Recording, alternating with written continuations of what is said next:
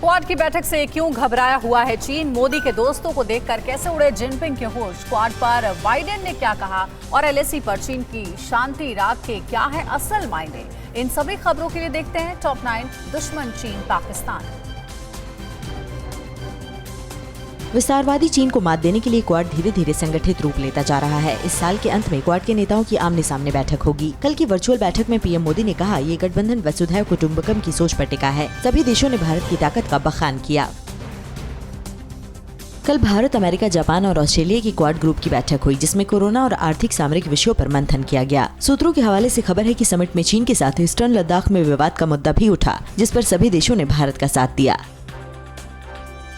Quad बैठक में खुद को घिरता देख चीन बौखला गया है। खींच में आए चीन ने यहाँ तक कहा कि इन देशों की मदद से भारत चीन की 1 इंच जमीन भी हासिल नहीं कर पाएगा। इससे सिर्फ अमेरिका को फायदा होगा। चीन के विदेश मंत्रालय का कहना है कि देशों के बीच सहयोग आपसी समझ और भरोसे को बढ़ाने के लिए होना चाहिए, न कि तीसरे पक्ष को निशाना बनाने के लिए।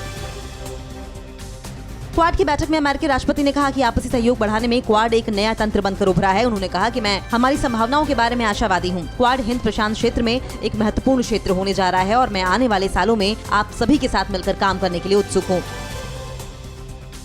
ऑस्ट्रेलिया के प्रधानमंत्री स्कॉट मॉरिसन ने क्वाड बैठक में अपने भाषण की शुरुआत नमस्ते से की। मॉरिसन ने कहा कि चारों देश एक नया भविष्य तैयार करें। इंडो पैसिफिक अब 21वीं सदी में दुनिया के भाग्य का निर्धारण करेगा। मॉरिसन ने कहा कि महान लोकतंत्रों के 4 नेताओं के रूप में हमारी साझेदारी शांति, स्थिरता और समृद्धि का प्रतीक है।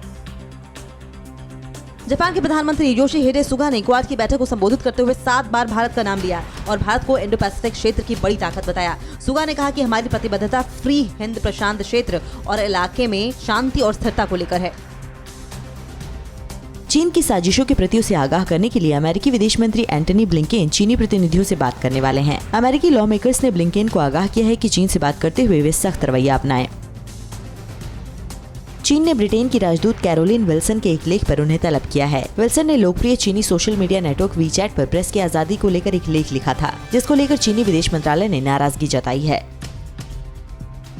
एलएसी विवाद पर भारत और चीन के बीच कल बातचीत हुई। विदेश मंत्रालय ने एक बयान में कहा कि दोनों देशों ने डिजिटली बातचीत के दौरान इस बात पर सहमति व्यक्त की कि अंतरिम रूप से उन्हें जमीनी स्तर पर स्थिरता बनाए रखनी चाहिए और किसी भी अप्रिय घटना से बचना चाहिए।